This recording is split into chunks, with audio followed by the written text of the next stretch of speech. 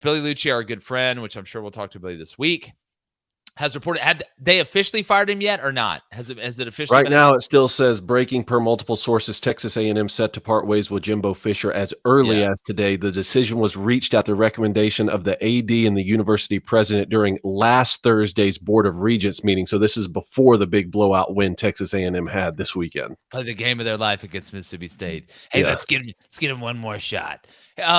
Number one, I do not feel if I'm Jimbo Fisher, right? And my buyout's what, 70 million? Something 70 like plus. 70 plus. Here's what I'm doing. I'm doing what Ed Orgeron did. Oh, hey, I need to come meet with you. Okay, I'm sitting down. Oh, you're firing me, and you're going to pay me my full buyout. Okay.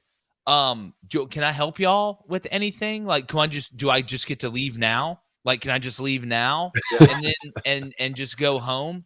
I would love to. I would get fired in front of everyone, like in the United States, like to call a press conference to fire me for 70 million. For 70 million, you can fire me in front of, like, my grandmother can be there. All my friends can be there. My wife can be there. Fire me, say all terrible things about me for 3 hours, but fire me for $70 million. Wow, what a great country we live in. Second off, to me, and I said this with Michigan State, A&M, I know how bad you want to win. See, with Michigan State, I don't know, David. I really don't know. Not saying that I don't think Michigan State wants to win. I don't know how bad they're willing to win. I know how bad A&M's willing to win. Mm-hmm. I know A&M hadn't won a national championship since before we beat the Nazis, dog, in World War II. And I know they're willing to do whatever it takes, especially with Texas coming in the SEC. So, listen, Mike Elko, think he'd do a great job. What a performance by Duke last night, too, taking North Carolina into overtime without Riley Leonard. That was an insane game. And to be honest with you, Duke got screwed out of it at the end. That was an interception. I don't care what anybody says. Mike Elko would be a great hire. He'd get A&M right. Think he'd do a really good job. He understands the lay of the land, right? There's one guy out there. Mm-hmm. If you want Belo to break Cage, and get this, that's Urban Meyer.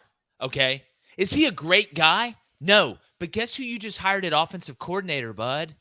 Bobby Petrino. He's not exactly speaking at the Boys and Girls Club every Wednesday about how to live your life and make the right decisions. Okay, like he's not exactly the person that's going in there and pretending to be Santa Claus during the holidays around the kids and eating all the cookies and drinking the milk and handing out presents. Okay, Texas A&M fans, they're tired of it. They're tired of it. And you know what? I'm tired of it for you. So if I'm Urban Meyer, I'm going to make a deal with you. I'm going to be the coach at Texas A&M. I'm going to do what it takes to win.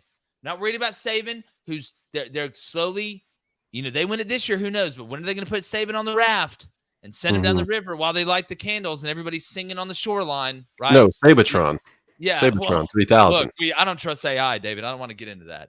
But if I'm Urban Meyer, all right, we stop with the overalls and the guys doing all this stuff, right? Have yell practice. We'll go scream into the night.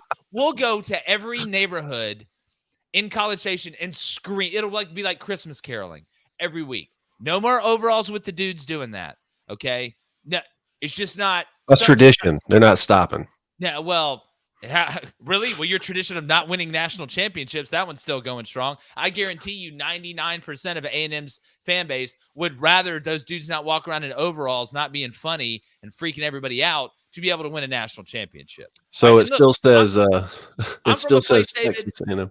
We throw toilet paper on trees. Okay, I know. So, which is 10 times better than that, though. You know what I'm saying? Like, which one would you rather do? Which one would you rather your father catch you doing? I've thrown toilet paper at Toomer's Corner. It's a good time.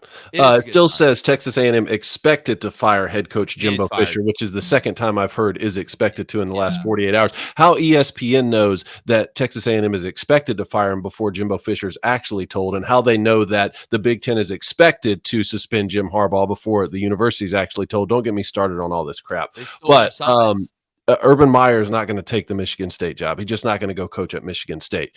He would take the Texas A&M job. I really think he would. And I think without a doubt they would have him. And his name's going to come up for every big opening like this. One, because he's one of the greatest coaches in college football history, multiple national championships. And two, he's still young enough to be able to lead a program for multiple seasons. Even, everyone's going to joke, well, it would only be for 4 years before he has another, health condition and quits. But in 4 years, you might have multiple national championships, to be honest. Worth it.